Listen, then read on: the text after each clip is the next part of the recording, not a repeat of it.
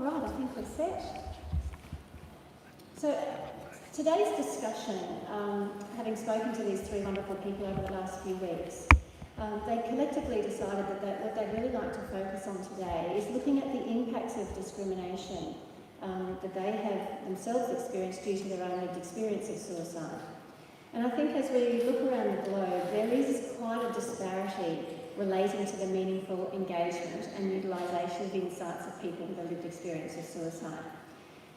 In some countries there's been significant evolution and meaningful implementation of these critical perspectives, while in others their voices are barely whispers still. The implementation ranges from whole of government approaches being informed by and walking alongside people with lived experience, corporations turning to lived experience to improve their working environments, development of lived experience designed and led non-clinical safe spaces.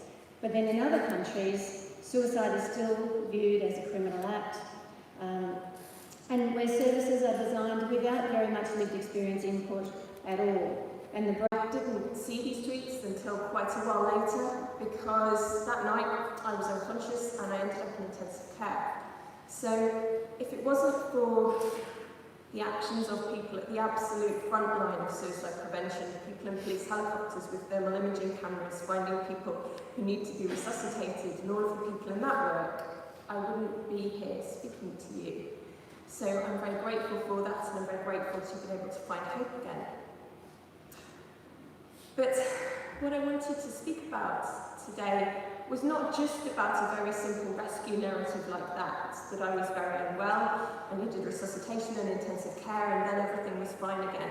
Because that actually isn't how it happened. Things got a lot worse after that night, and I'll tell you a little bit about why. So the three things I wanted to speak about were the cause of what happened that night at New Year 5 years ago, which is to do with inequality in access to help. I also wanted to speak about the discrimination I've experienced since, which has been profound and it has been life-changing, and it's the reason I'm using this evening today. And finally, I wanted to ask quite a provocative question. Are some accounts of what it is to be suicidal privileged in our community of people who are interested in suicide prevention? Do we hear certain accounts more than others, and why is that? And what impact does that have on our understanding of what it is to be suicidal and on the work that we do? So my experience of needing help when suicidal was very much counter to the narrative that we usually hear. So in mental health awareness and suicide awareness campaigns, there's very much a strong message of ask for help, and then there is an undercurrent of assumption that the help will be there. I am in many ways in a privileged position. I have a lot of very connected friends. I've worked in healthcare. I know a lot about systems. I was very aware of that narrative myself.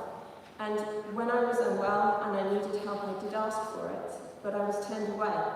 And I wasn't just turned away once, I was turned away again and again and again. And the narrative itself became challenging because I was hearing this message from suicide prevention that you need to ask for help and people will help you. But when I did ask for help, that help wasn't there. And that creates a very strong dissonance, and it can raise questions about why is this happening to me when people say it will all be okay. So I wanted to leave a slight provocation about the message that we give. Do we need more complexity in that, and do we also need to tell people that sometimes we may need to ask more than once?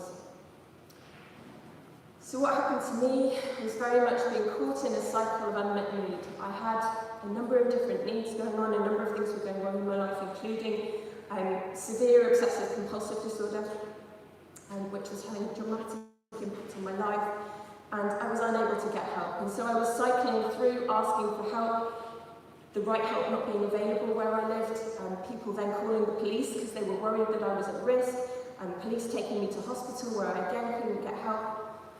And what happened then in this cycle was eventually, with the police being involved so frequently, I was arrested and I was prosecuted. I don't live in a country where suicide is against the law. However, I was still prosecuted for being suicidal. There was no other crime involved. It was prosecuted to prevent a breach of the peace. So I was arrested, put in police cells, taken to court, and I was prosecuted for 7 months before they dropped it. which cost me a huge amount financially, but it had a much, much more devastating impact on my life. I don't know if you can imagine being in a police cell when you're very, very unwell, but you don't have the same response to it as you might when you're more well. I was terrified. I also then lost my job. Because I worked in a healthcare profession, the fact that I'd been arrested was of interest, and I had to go through a 14-month process of professional regulated investigation because of having been arrested for a suicide attempt. So I nearly lost all of the protective factors in my life, the fact that I had a job, the fact that I was part of a community. During all of this, my neighbours became so tired of the police constantly being called to my house because I was unwell that they tried to get me evicted. So there was a whole series of breakdowns in actually the things that could help. And this is a paradox that I wanted to raise to you, that sometimes this idea of we must intervene to keep someone physically safe can be quite short-sighted in the way that it's implemented. Because actually what happened to me was very short-term interventions for a complex long-term situation destroyed everything that I had remaining to live for, and I became much, much more unwell. So the discrimination I experienced because of suicide was real, and it was life-changing. It also caused a change in how my future behaviour, so it changed how I interacted with healthcare. I stopped asking for help, because you would. I also became more vulnerable because of it. I became so frightened of the police that when I was a victim of crime, I didn't report it because I was frightened I would be taken to hospital again or arrested again because they were worried about me. And as I said, I lost all of the reasons why I was staying alive. So my final question before I move on to what I hope is a more hopeful message is, do we privilege certain accounts and what aren't we hearing?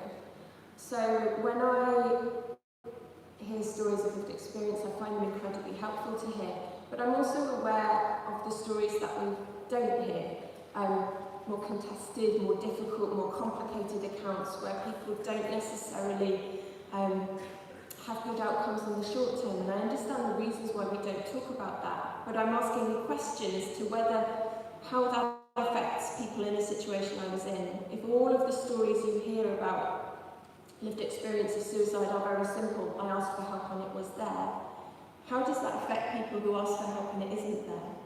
And do we need another narrative for them?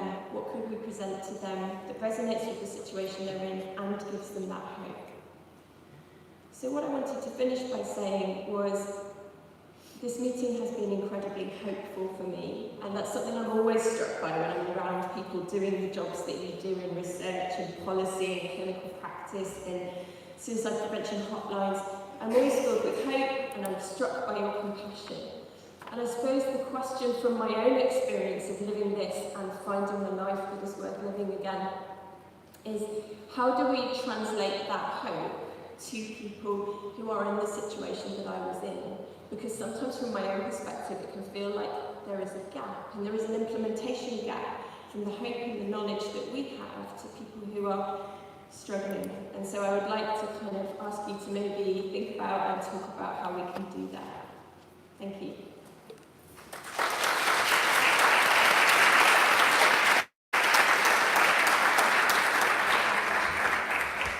Thank you so much, Emma. Now, you're probably wondering why I didn't do a formal introduction to Emma, but it's specifically because she was going to essentially introduce herself and her story and steal in with that. So I'm going to introduce Stacey Freedenthal now. Stacey writes and teaches extensively about suicide assessment and intervention. She authored the book Helping the Suicidal Person, Tips and Techniques for Professionals. In addition to scholarly articles about the measurement of suicidal intent, youth's help seeking when suicidal, and other topics related to suicide risk. As an associate professor at the University of Denver Graduate School of Social Work, Stacey coordinates the mental health curriculum. She has a private psychotherapy and consulting practice in Denver, specialising in helping people who have experienced suicidal thoughts, attempted suicide, or lost a loved one to suicide. So please welcome Stacey.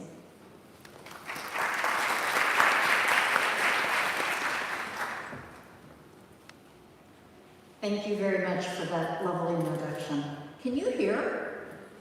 Yes? I think up here there's an echo, and so I'm hearing like 3 or 4 different versions of the same word, so I'm delighted to hear that you are able to hear. I'm going to shut the computer, is that okay?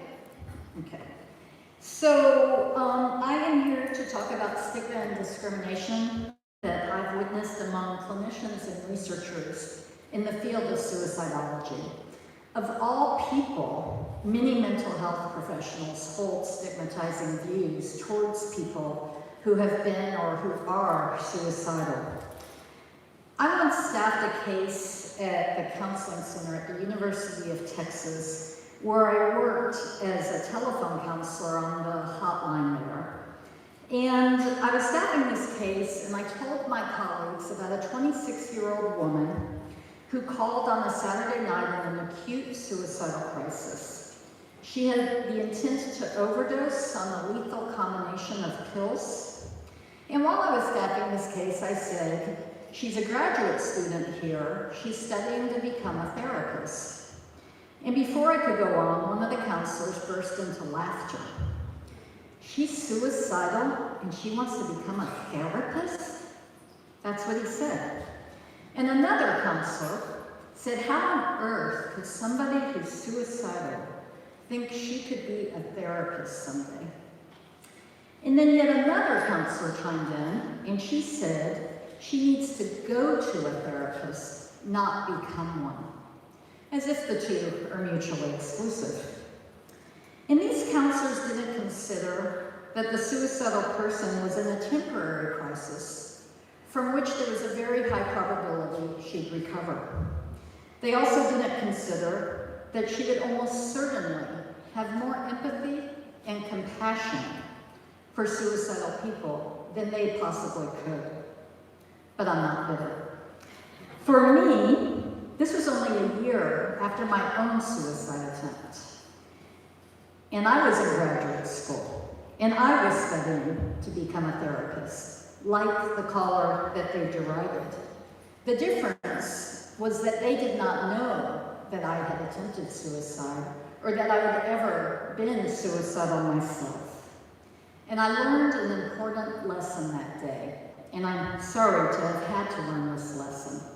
Never, ever tell somebody in the mental health field what I had been through, unless, of course, I was their patient or their client, confiding behind the sworn veil of confidentiality. I myself didn't view myself as handicapped, but I knew that others would if they knew, and I couldn't let them know. So that was when I was earning a master's degree in social work, and I practiced in the field for a few years, always keeping my secret hidden. And then about 5 years later, I returned to school to get a doctorate in social work. And now I was going to be a suicide researcher. I was a budding new suicidologist.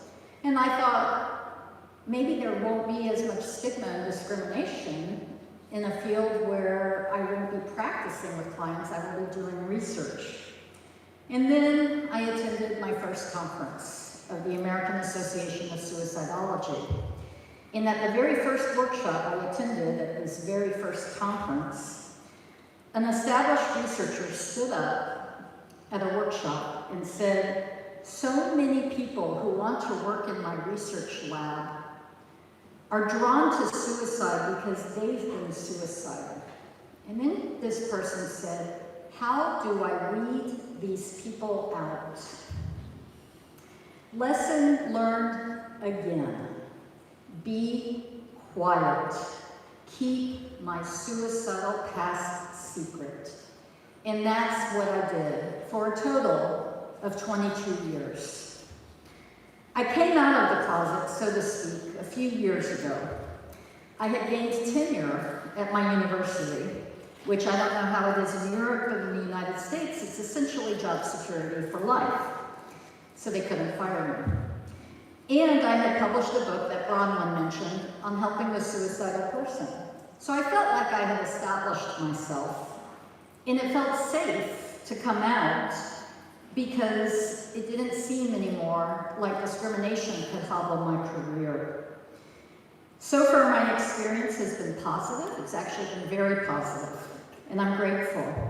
And I'd like to think that somebody else who's just starting out as a therapist or a researcher in suicidology could be open now about their lived experience in a way that I did not feel able to. And that this new person, this new therapist or a suicidologist wouldn't have to wait 2 decades like I did. But I'll be honest with you, I'm not certain of that. And that's partly why I'm here today. I'm devastated by Emma's account. It's just horrific. And I've never considered the possibility even of being arrested for being suicidal. My topic today is really more about mental health professionals discriminating against somebody with lived experience, and that's bad enough. So the reason I'm here now is I want to help to make it safer for people with lived experience of suicidality to stop hiding.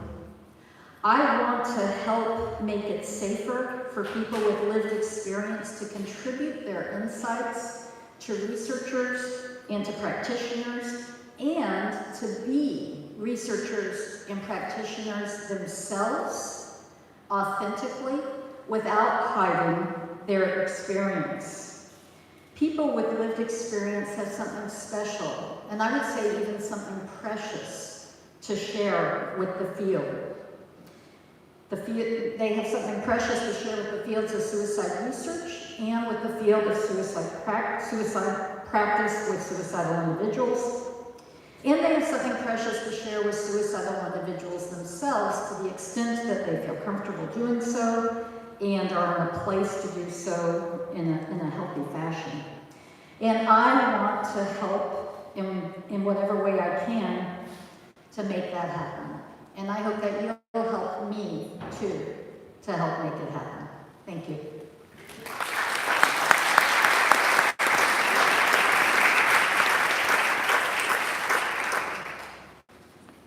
Thank you so much, Stacey.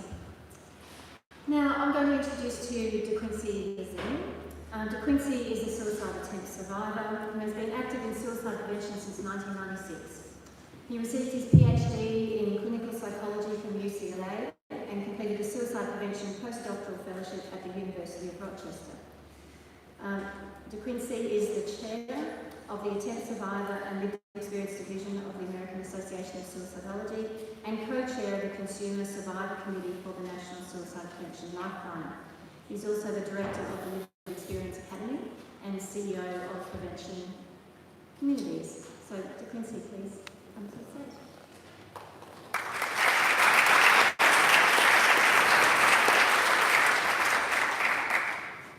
So, I struggled some with this topic of discrimination and prejudice, and I was trying to figure out why that was for the last couple of nights, why it was such a struggle for me. And then I realized that what it was is that it's hard for me to disentangle it. Discrimination and prejudice related to having lived experience because I was born into it. I was born into prejudice and discrimination. It's something that I grew up with. I'm somebody who's an African American male. I'm somebody who was born in a poor community. These were things that I grew up with. Now, it wasn't just society telling me that my life had less value, that my experience had less value, and that I had a poor future to look forward to. It was also family. I remember being an idealistic and pretty optimistic kid growing up, and I told my grandmother that I was going to go far in life. And she told me that black people would never amount to anything. Then I told my dad, I'm going to do really good. I'm going to have my own business. And he said, the best you can hope for is to work very hard and perhaps have a living wage. And maybe you might be able to do a little bit better than that. Most of the kids that I grew up with felt like they would not go beyond age 21. Their life would be over either by homicide, by accident, or by drugs and alcohol. This is the background for when I attempted suicide. I had grown up thinking that my life would be short, that happiness and success would be limited, and thus, when I got to college and had depression and I started experiencing bipolar disorder, this was already within the context of feeling like there wasn't going to be much to look forward to. This was already probably the peak that I could have as being a first-generation college student. Growing up, I had to prove each time that I went to a new school that I could be in higher academic classes. Because the expectation was that a young black guy would be in lower classes. So each time my family moved and I went to a new school, I had to prove that I was supposed to be in the gifted, talented program, that I was supposed to be in AP classes, and so I usually missed the first year or two of those higher classes because I was reproving my achievement. So these are the background then for when I became a suicide attempt survivor. So when people told me as a suicide attempt survivor, as somebody with mental health challenges, that I was going to be less successful, that I could be less capable now, that my academics would probably go down, that my life would be challenged, that I didn't belong to my religious community anymore, that friends and family didn't want to be with me. When I was taken to the hospital in the squad car, when I was denied for life insurance and health insurance because of bipolar disorder and having a suicide attempt. And then later, even when I was had my Ph.D., completed my postdoc, and was working on the Action Alliance document, The Way Forward, I was repeatedly asked to put in scientific citations so much that I had to remind them, you know, I do have a Ph.D., right? I'm used to doing references and citations. The Way Forward ended up with more scientific references than any other Action Alliance report except for two: the National Strategy for Suicide Prevention and the Research Priorities Task Force report. There was a reason why we had to put so much in, because we had to prove ourselves over and over again that lived experience actually had value. And the way to do that was to put in more and more and more citations. And even after doing that, even after being heavily cited, there was still a lot of question about the value of that report and whether or not it just amounted to a manifesto, I heard somebody say.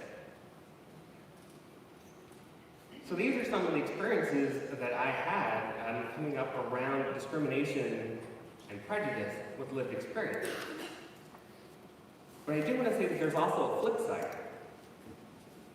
And I wouldn't want anybody to have to go through experiences with negative stereotyping or with prejudice or with discrimination. However, these things upset me to the point where I overcame my natural, more introvert tendencies, my tendency to want to just kind of be in the background, because I was sort of upset by what was happening to me and to my peers, that I felt like it was vital, it was necessary for me to stand up, necessary to talk about this.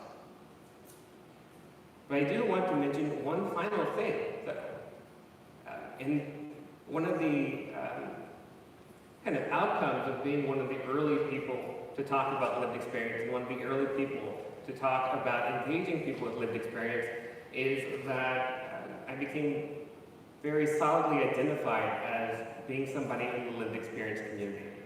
And sometimes what this meant was that folks forget that I have a Ph.D., or they forget that I have a postdoc. They forget that I had other academic interests and other academic achievements beyond having lived experience, because that became my identity.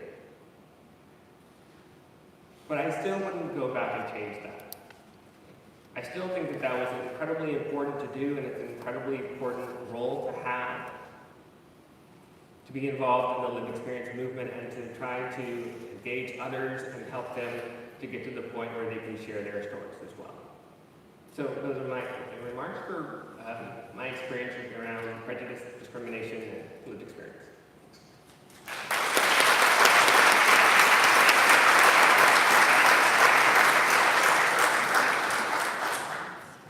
Thank you, DeQuincy. I've heard first met DeQuincy, I think it was Hobart, for the Suicide Prevention Conference, the National Conference in Australia a number of years ago. And it was something that DeQuincy said back then really stuck with me when you talked about if there was a whole group of astronauts and space experts in one room, and you could say to them, would you like me to bring a star to you so that you can examine it and talk to it and learn that they would just be there in a heartbeat, and that people with a lived experience were actually the stars out there, and at what point were we really going to start listening to and embracing everything, all of the insights and wisdom that they brought. And I love that analogy. It stuck with me all of these years. Thank you all very much for sharing your experiences. It's not easy. I know some of you have done it a lot, but every single time that we share our lived experience, we put a little piece of ourselves out there for everyone else to analyse and judge, or also be incredibly inspired by. So thank you all very much. I'm going to throw one question to each of you just initially, and then we'll open to the floor. So if you want to start thinking about what questions you have for these wonderful people, that would be great. Do we have a mic? There is a mic. Yes, right here. So what I would like just quickly from each of you is, given all of your experience and now where we are today in the present, where do you see the greatest opportunity for this to change?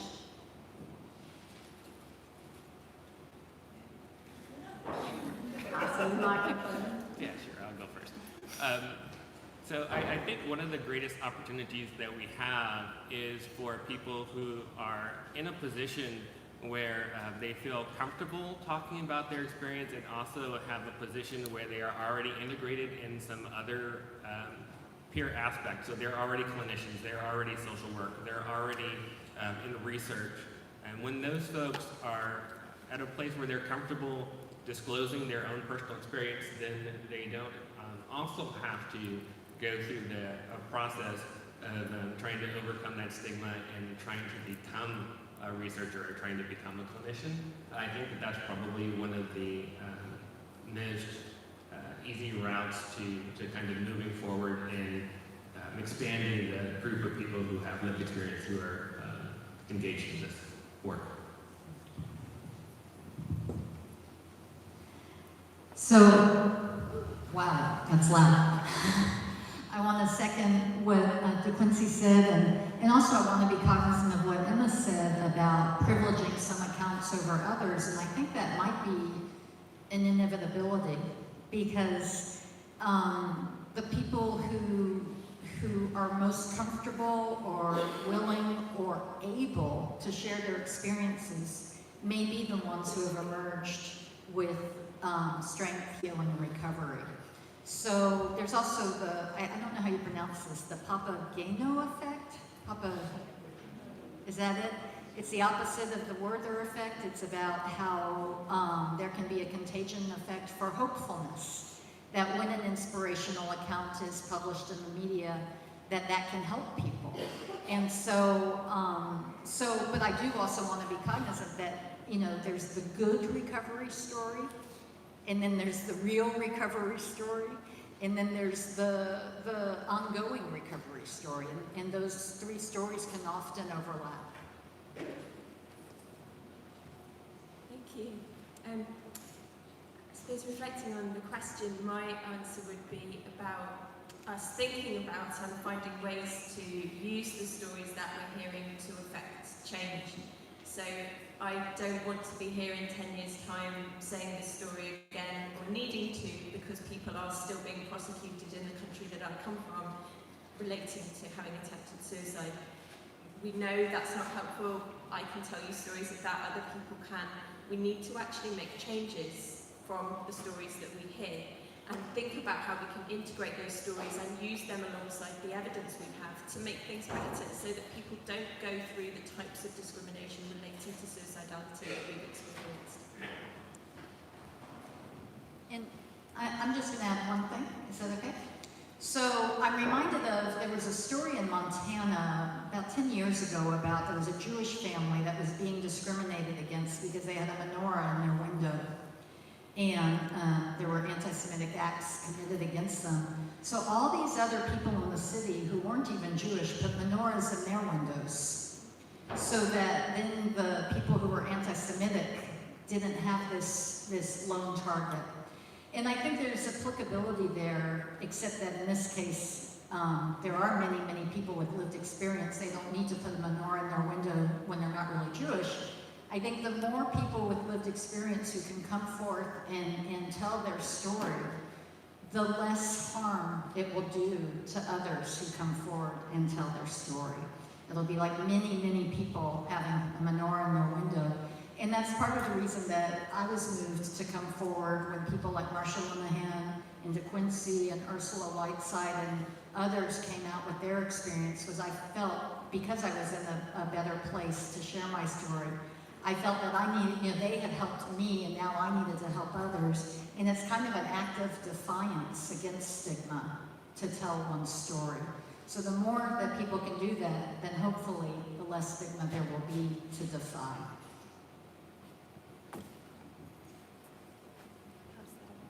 Now, do we have some questions?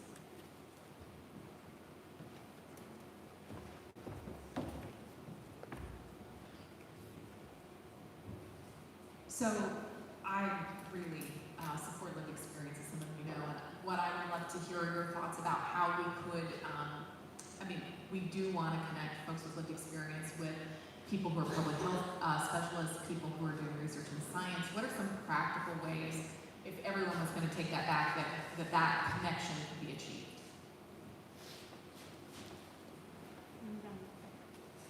Got one microphone, sorry, bear with us.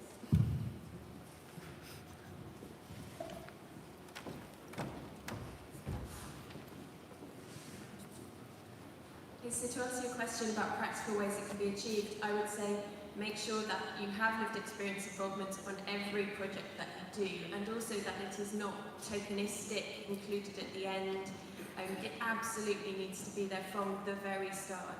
People with lived experience can be involved in designing research questions, in helping you identify better research questions. They can be involved in every stage of both design and implementation of research and of policy, and understanding unintended consequences of policy. I've been involved in all types of area around this, and one of the kind of frustrations that I have is sometimes being consulted about a policy after the policy's already been decided and implemented, and the unintended consequences that you as somebody with lived experience could foresee have already occurred. And so there's a chance for preventing those and being involved that's been lost. So I would say involve people, but involve them really, really early. Basically, what she said. But I want to add a little something to that. Is there was an article that came out a couple months ago about a study where a team was going to implement an intervention in primary care settings for men. And fortunately, they did some stakeholder interviews where they interviewed men in primary care settings before starting this intervention. And the PI, the principal investigator for this study, was shocked, just shocked, seriously, this is what he said, to discover that many people do not disclose their suicidal ideation because they're scared of being hospitalized against their will. And if you've ever even had a touch of suicidal thoughts, you know that that's a valid fear. And so if they hadn't interviewed people with lived experience, they would have gone into this study, this intervention, not knowing something that's very, very obvious to somebody with any experience themselves. And something that obvious could have been missed, and that can happen many times over every time a study moves forward without the input of people who have been there. I think the only thing that I'd add to that, for practical purposes, would be to create ways that people can contribute their stories and contribute their ideas without having to disclose, or without having to disclose to a really large extent. The more that people feel like that they can make a contribution based on their experience and to not have to risk some of the aspects of prejudice and discrimination that come along with other people knowing that they have that experience, the easier it will be for us to collect that information and to collect those different perspectives. Do we have another question, please? I might ask our panel members just to jump up to the microphone up for them to answer if you don't mind. Hello, sorry we were late, but the other session ran late, so we missed you a bit. But I just wanted to say, in terms of what you've commented on before about putting something up in the windows that more lived experience stories, I also believe in terms of the last comment, is that it's not just lived experience. We really need clinical staff in services to be also flying that flag, because my experience has been when clinicians are coming along and saying we need you at the table as well, then all that access, what you're saying about not being involved at the beginning, clinicians sitting up and speaking with me and saying she needs the same information, she's also needs access to the research and the context if I'm going to give meaningful contribution to the table. And certainly having people within, well, my experiences in mental health services who in fact are also advocating for that and standing up and putting their head above the parapet, especially in where it's very risk-averse, paternalistic kind of services. Having those people speaking up with us is very powerful, because I think there's discrimination both ways, and lived experience sometimes isn't open to professional experience, and there can be barriers working, and yet when we come together, bringing all the skills and expertise around the table, that's such a powerful force then, recognizing equal value, but certainly my experience has been having professionals kind of advocating for that as well, has helped move things along and given me a better voice at the table. Would any of you like to respond to that first, or make a comment?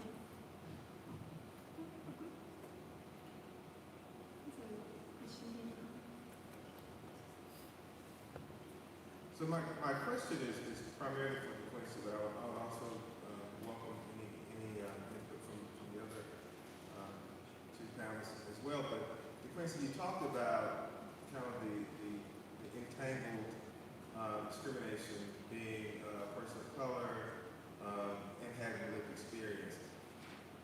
Can you talk about maybe the flip side of that, if you've seen the flip side? Because in America, being a black male psychologist, you're a bit of a unicorn anyway. So few black psychiatrists, psychologists, and even social workers, and especially black males. So can you talk about where having that experience of being a person of color, being raised in a poor neighborhood, and having that experience can also be a plus for you in reaching other people? So I think that part of it has been just the correspondence in terms of reacting to prejudice and discrimination and understanding it as well. Having kind of that background in terms of folks who I grew up with, folks who were around me in terms of role models, in terms of kind of counteracting those types of prejudice and discrimination around race and culture issues and around class issues. A lot of the information that I got and a lot of the understandings that I got in college, working towards more racial integration at college, have been really important in my work and in my belief that it's possible to make changes happen within the lived experience community. I think also, if you just look at the research world, like Patrick Corrigan and some of the others who have talked about how you overcome aspects of stereotyping, negative stereotyping, is having people, more people stand up who have that type of story to share. And the more like somebody else they are, the easier it is for that person to feel like, oh, this is something that could happen to me, this is something that I should listen to because this is somebody who I can identify with. So I think that there's a lot that we can learn from the other studies and other kind of advocacy movements around addressing prejudice and discrimination and negative stereotyping that can be applied into the lived experience community.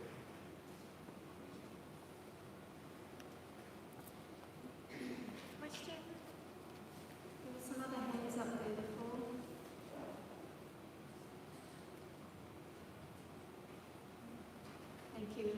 over to you, Rachel. Well, thank you very much for sharing your stories. I was just thinking that one thing we were talking about is the public stigma, so the reactions from the others, but we as professionals, perhaps we should also address the issue of self-stigma. What do we as professionals expect from ourselves? Because we are being brought up, to help others, and at conferences like this, when we address the issue of suicide, and particularly from the perspective of risk groups, it kind of feels like we're talking about them. Like if we as professionals are excluded, and of course it's a vicious circle, the public stigma and the self-stigma. So perhaps if we could address this self-stigma in curricula or something like that, then perhaps it would be easier for us as professionals to strip once we are in mental distress, even if we are thinking about suicide.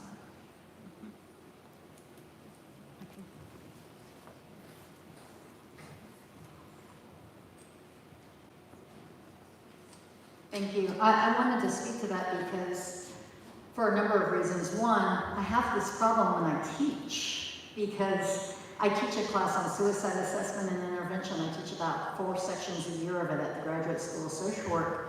And I talk about suicidal people as them. And I don't really disclose to people in a practice setting or in a teaching setting my lived experience unless it's relevant and it comes up.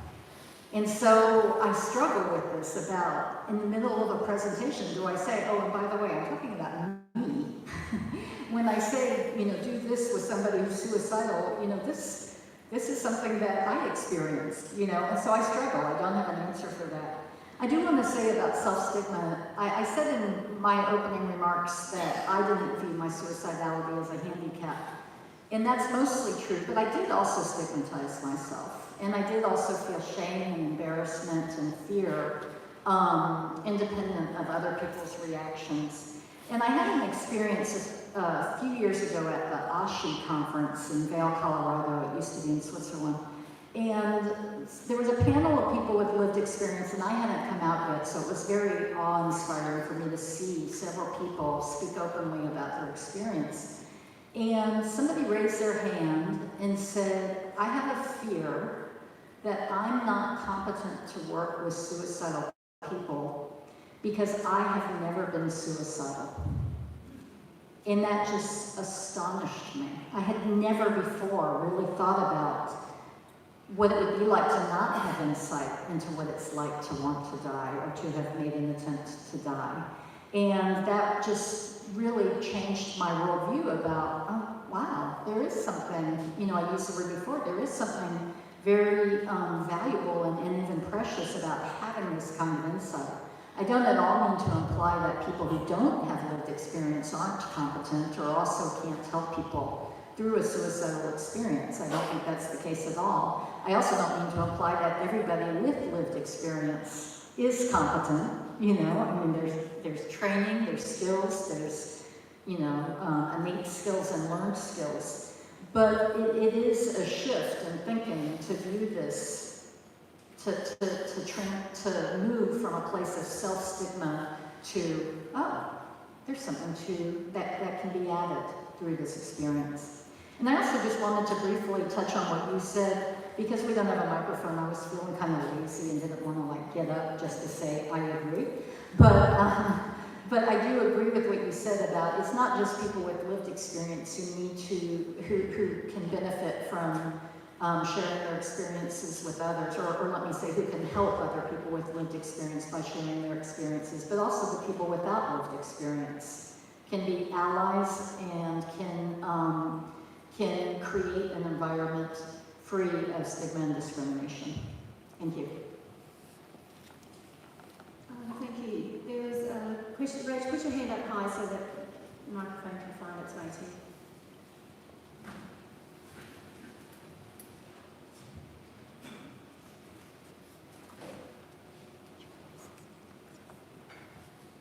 Hi, I just wanted to thank you all for sharing your experiences, because I know it can feel very vulnerable around that, and I really appreciate hearing you talk.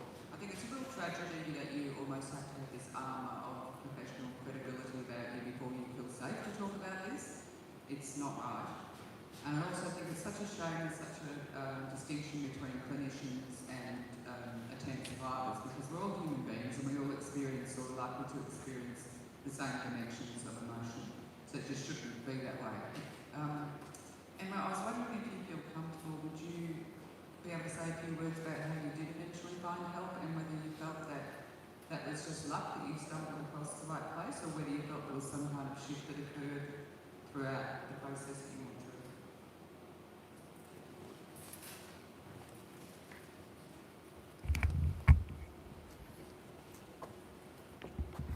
Yeah, thank you. Great question. So, I suppose leading on from a previous point as well, to address the first part of what you were saying about that professional credibility, that's certainly something that I'm aware of when I talk about my experiences, particularly my experiences of having been prosecuted and having been investigated by my professional regulator relating to suicide. The way that I often do that is by positioning myself and telling people about my previous career first, so that they can identify with me and so that they can understand that this can happen to somebody like them. And sometimes that is the way that we are left having to position to communicate it, and I don't want it to be that way. I want somebody who has extensive experience in the criminal justice system to have just as much credibility standing up here and talking about this as me. And that goes back to the previous point, I think, about the self-stigma and the stigma within help services and within researchers and within the communities that we're all in professionally.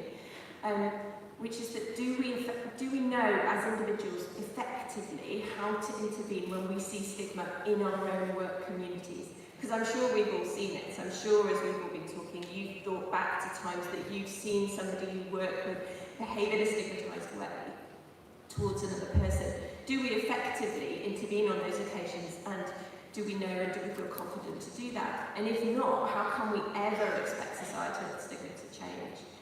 So it's kind of answering the first part. For the second part, for me, what really helped me was actually privilege, unfortunately. It was having an incredibly supportive group of friends, having a friend who'd been trained in safety planning and who did a very comprehensive safety plan with me and came up to stay with me and look after me because I couldn't get other help.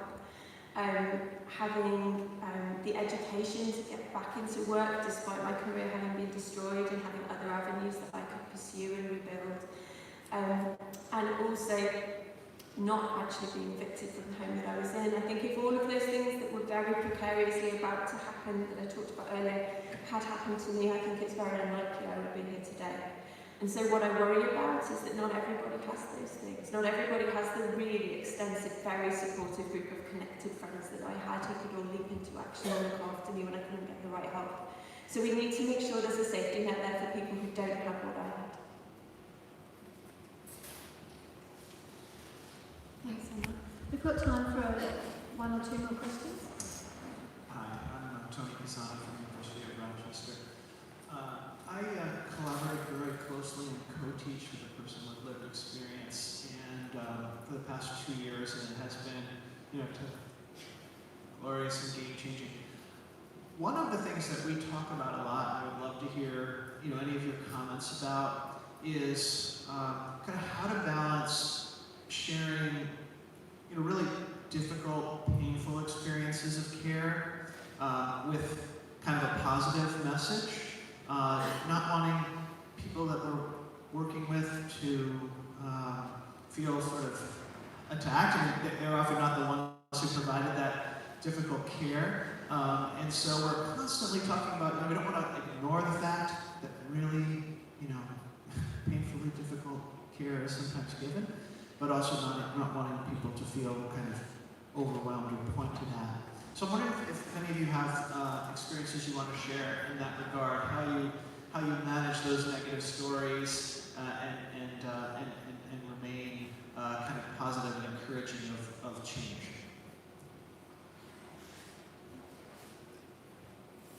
Who's coming up to the mic?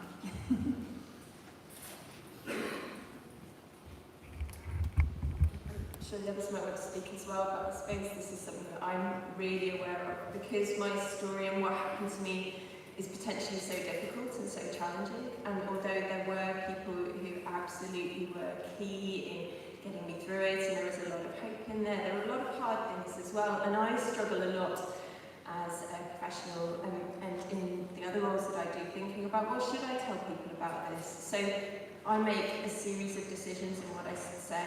So for example, I don't talk to people in my own profession about the fact that, hey, I was investigated by the regulator and pursued for 14 months and nearly lost everything because I'd been suicidal, because I think that would be irresponsible to talk to them in that way and tell them the detail of what happened to me.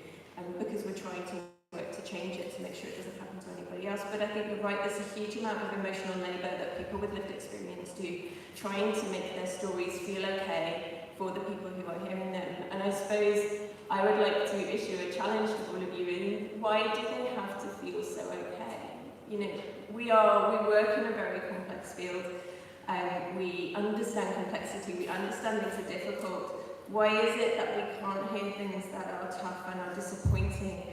And yet we need to maintain hope ourselves and hope that our work is effective, but we also need to hear where it's not gone so well, where the work that we're doing is so far from what happens to people in practice. I think we need to be aware of that, and perhaps we should refocus a bit more on implementation and how we can make sure that the hope that we have gets to those people. So yeah, I absolutely agree, and I don't necessarily have a good answer. I think sometimes it's individual, it depends on the audience, we have to be very careful with social media and those kinds of things. I think there are some really good general guidelines, which I know the others can speak more about not talking about specific methods. But ultimately, I would say, do we all need to be a little bit more uncomfortable? Because if we only hear the comfortable stories, we won't really hear the truth of what it's like to be suicidal. It is not comfortable, and the things that happen to you are not comfortable. And so, should we keep sanitising it to the extent that we do?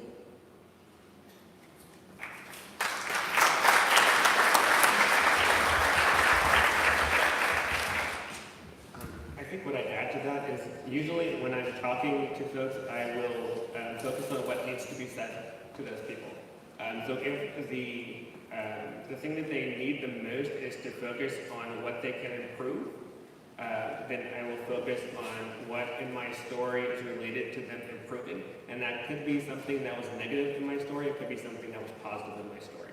If the sense that I'm getting from folks is that they believe that everything is just fine, then I might focus more on times in my stories where people thought that it was fine, but it ended up being really negative, iatrogenic, or because it ended up being something where people were more confident than they were competent in what they were doing.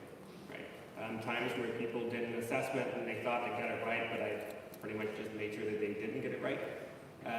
Or times when people really sat with me and I felt like this was somebody who cared, and so I shared more distinctly with them. So I think getting to the point where you can kind of discern what the goal needs to be, what the objective needs to be, and how much time you have with folks, and then being able to target parts of that story towards what goal you need to achieve. Thank you. So thank you for that question, because you've provided a really nice way to conclude this session, because I think it is complex, and when we're talking about lived experience and those who are who get up every day and go with all the best intentions to work to do the best that they can, I think to me it's definitely this situation of and not or. It is that necessity of everybody working together and learning from each other and understanding each other. And very much, I think, whilst absolutely people with a lived experience, we do need the support to actually really delve into our stories and understand the true insights and the learnings that come from our story, as opposed to just sharing a tragic and sad story, which they all are. How do we bring those insights really constructively to the table so that we can all work together to improve things for everybody?